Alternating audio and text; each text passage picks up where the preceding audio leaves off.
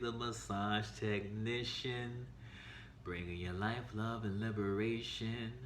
And this, what we'll be going through in these next couple of moves, will be some facial exercises that you can use to strengthen and tone your facial muscles and create some level of facial mobility, you know, for your eyes, for your mouth, for your neck, and kind of creating some level of, I guess you can say, one, relaxation, and two, control of these areas of the body, and also giving you a sense of accountability for where certain areas are holding tension and are taut, so that when you go in to get your next massage, you'll know where exactly you are directing the massage therapist to address the pains and sensations in your body.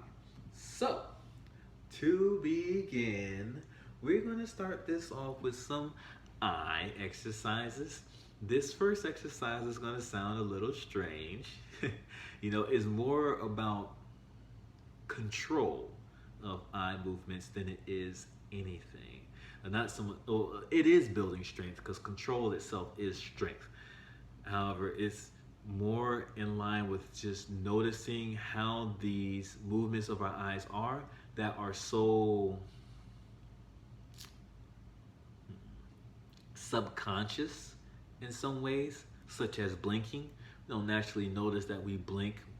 However, when our eyes need moisture or we're feeling like we need to protect our eyes, we blink, blink, to give ourselves some moisture and to give ourselves some eye protection.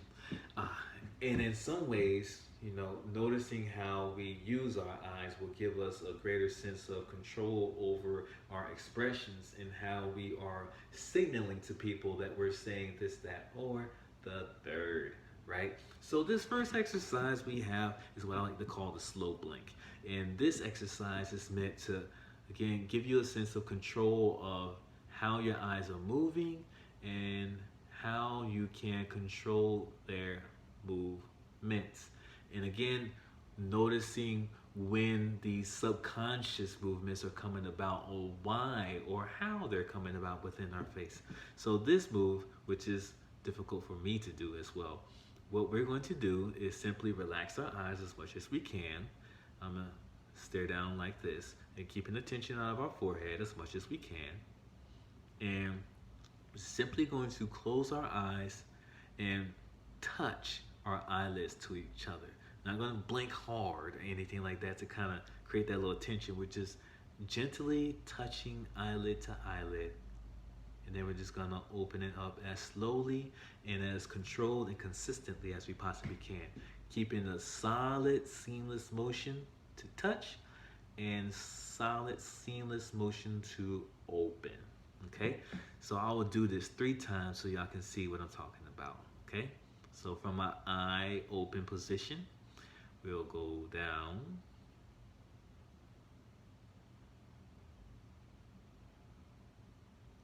and up.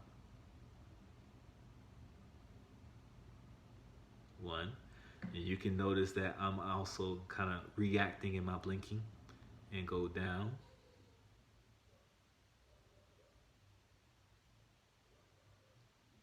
And up. 2. Trying to keep one seamless motion down, seamless motion up, going down.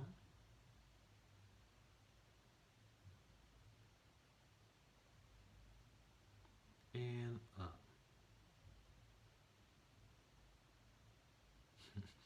Yay. It's a little more difficult than it looks. You just notice like the little jots and stuff like that. And again, these jolts in these muscle areas is what I like to call neuromuscular confusion, right? You're giving your body a signal to do, and the body is attempting to do as you are directing. However, because there's not that much continuity in these movements or much conscious control of these movements, the body hasn't quite discovered how to consciously do so. So there's a little bit of confusion, like, am I going down or am I going down this fast or that, so like your body is still configuring a means of communicating with your conscious signal or your conscious instruction. And the more that you give this instruction, the easier it understands what you're telling it to do, especially with these areas of the body that we usually allow to move subconsciously, if that makes sense. Hopefully it does, right? So next, we're going to move into our eye movements. And this will just be simply with that same seamless, consistent control, moving our eyes to the left, moving our eyes to the right, and coming to the center, moving our eyes up, moving our eyes down, and coming to an up position, clockwise, counterclockwise, okay?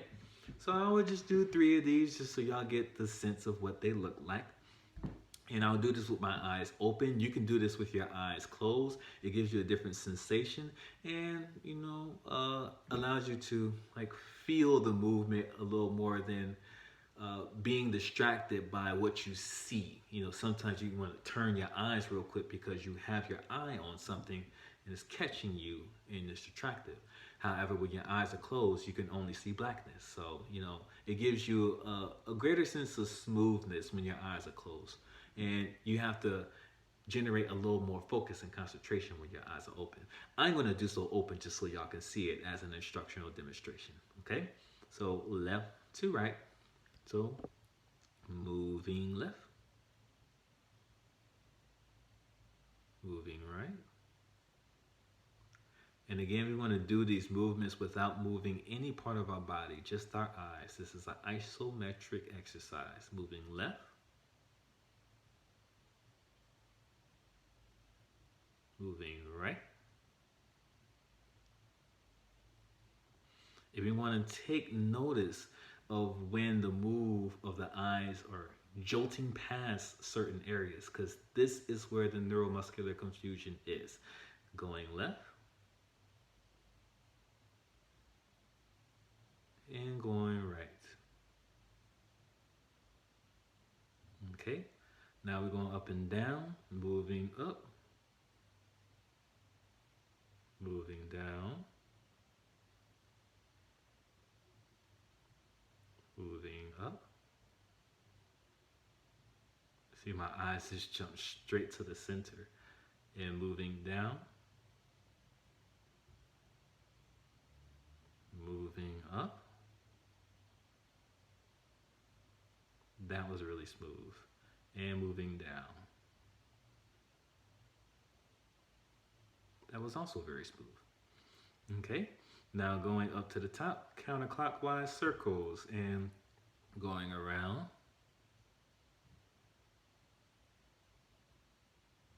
That's one. Moving at the same speed throughout the entire eye movement. 2. Keeping the head still. 3. Counterclockwise. Noticing any jumps of the eye. That's 1. 2. Keep it as smooth and seamless as possible. 3. Yay. So those are our eye movements. Again, gaining a level of control of how our eyes are moving, what we're looking at, what our concentration is on, building the strength of our eye coordination. Yes? Okay, so moving on. This is an exercise that strengthens the seal of the lips and the musculatures around the lips. So you can do this exercise with water, or you can do it simply with the air in your mouth. For this exercise, we'll do it just with the air in our mouth. And what we're going to do, we're going to blow up one side of our cheek with air, like so. We're going to use our finger to point into the air bubble. And what we're going to try to do is resist the urge to move or push the air outside of that cheek area, keeping the seal locked on our mouth so we don't dissipate air out of our mouth or into any other area of our mouth, okay? So we just do this real quick. I'll give you 5 points of the cheek, right? So we're gonna blow it up.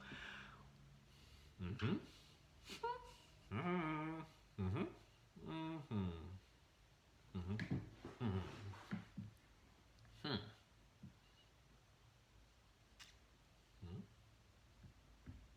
Hmm. Hmm. Hmm. Hmm. What we're trying to avoid is doing this. Now I'll show you the breaking the seal of the lip, right? We're trying to keep ourselves from letting the air dissipate out of our mouths. And that's like creating a stronger seal of the mouth, right? Yeah, pucker up. And again, strengthening the muscles of the face. Yes? So, moving forward, we have our smile frowns. And this exercise, we are going to, again, hold our teeth together, like so.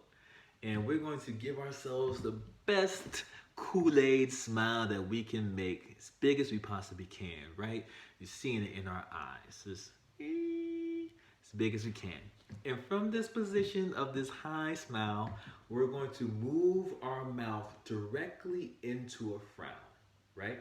So keeping our mouth wide, we're going to draw our lips down as smoothly, as seamlessly as we can into a frown position. And this, for me personally, I know that I feel like the muscular confusion taking itself down. And again, this is not something that we normally do as a conscious move. You know, it's usually just our I smile or I frown. So again, learning how to control these musculature expressions can make you more aware of when you are feeling certain feelings, facial expressions in your face. So, moving forward, I'm going to take you through 3 of these moves. So, bring our big smile. Mm-hmm. You're going to. Mm-hmm. So, huh.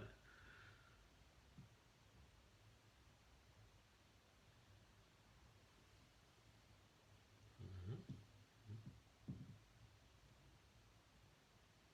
Mm-hmm.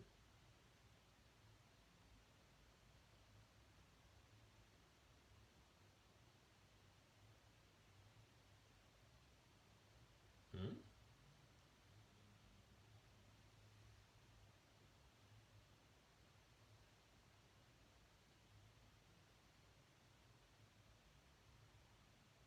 Hmm. Yeah, again, you can see how it's ticking up. And technically, if there was full control of this movement going from up to down, it would just simply be here to straight down, straight up. So again, with practice, you can get to a point where this is a seamless movement from smile to frown, right? Yes. So the next exercise we have is just simply doing some head movements with our hands, or should I say, moving our head with our hands. So relaxing our head into our hands, we're simply just going to move our head from side to side and allow the weight of our head to be the weight. As this in of itself can be quite difficult to let go of the tension out of the head.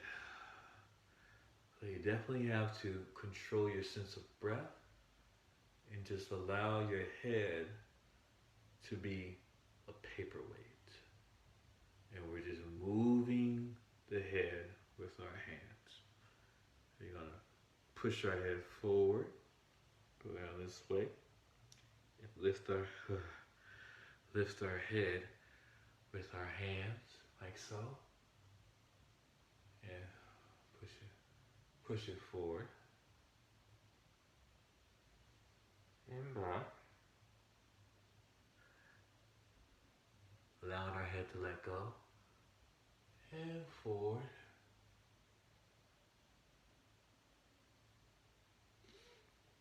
You're gonna take our head around in some circles. Again, just allowing our head to be a simple paperweight.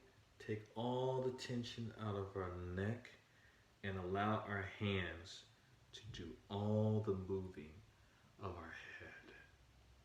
It'll feel very strange, as in how you breathe through this movement. You gotta have to allow your breath to be, in some respects, just kind of holding a simple, holding your, honestly, not holding your breath, but not holding or not breathing at all in some respects. Just kind of allowing your breath to move, and you'll notice some exhales that come out of this movement. You may notice some subluxations and adjustments of the neck, especially when you let go of those musculatures. It's a very easy way to adjust your neck and to get some cracks there. And as you get good at this, you'll be able to move your head a lot faster. And again, just allow the neck to let go. Because there's a lot of tension that we hold in our neck. And that tension turns into some of those little neck pains and that tension that we hold into our shoulders. So allowing your head to let go and just allowing your hands to take over can just allow you to release some of the tensions out of the neck. And if you're holding in certain areas, you will know, because you'll definitely, you will resist, and you will feel the resistance in your head. It's like, no, I'm not allowing you to move me around, hands. It's very prominent. You'll see, and you'll know that it's difficult for you to relax your neck and relax your head. And this is a signal telling you, again, the levels of relaxation that you have in your body. Let go. Let go of the head. Allow the head to be. Your hands are good to your head, and they can move you around safely and supportively. And allow your hands to do so. Yes? That's the moral of this exercise. Okay? So, last exercise is our neck rotations, and we're going to place our hands on our shoulders, and we're doing this so that we can recognize any compensation that we're giving to any area of our body to rotate our neck. Again, this is telling us where we're holding tension in our neck areas, because when there's muscle weakness, other muscles tend to assist when there is not enough strength to go through the movement, right? That's muscle compensation. And in some respects, is it a good thing? Is it a bad thing?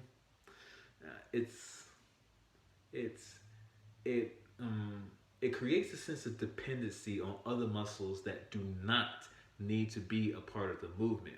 So other muscles have to give their energy to areas of the body that are not necessarily a part of that movement. So again, this is like kind of a redistribution of muscle energy, so to speak. So you're trying to be a little more sustainable in the movements of the body. So noticing this exercise, we're just going to go around clockwise 3 times and clockwise the other way. As we go around, moving as slow and methodically as we can, just taking notice of pains and sensations in the neck, and we're noticing where we're compensating. And you'll feel it like little ticks of the muscles, or you'll feel it in your breath, like you'll feel a sense of holding your breath. You may feel it in a sense of like different areas of the spine. Sometimes like I feel a lot of tension moving my neck back here, and I can feel the urge to move the lower part of my spine to assist with this movement. The more you're paying attention to the movement, the deeper you'll see the levels of compensation. Sometimes it's just in the shoulders. Sometimes it's in the rhomboids. Sometimes it's in the thoracic spine. Sometimes it's at the sacral. And the more attention you give, the slower you move, the more you'll notice. So just take notice if you feel any jolts, especially if you notice any compensation of the breath. Maybe you'll notice in some respects that you don't want to move so deeply into the centrifugal movement. So move into there a little bit if it's not too painful, just to see what's going on and if you can see what's compensating. Like right here on this part of my neck, I feel a lot of sensation on the left side back of my cervical spine, right? And I'm just doing my best to let go and just allow that movement to move all the way around. And here, there's some level of compensation that's rolling right up into the, I would say it's kind of around the lower thoracic spine on the left side. Just feeling it out. And as you get used to it, you'll feel some subluxations that come about, some adjustments to the neck as you let go more. So it's like you're almost giving yourself your own chiropractic adjustments as you let go of the neck, right? That's a part of the adjustments, is being able to let go so that you can adjust the bones. The muscles are holding these bones in place, pulling them into areas that are either tense, like if you got tension in your neck, they're pulling it down and kind of holding your bone in place. And as you hold it for too long, the bone begins to kind of sit in that area.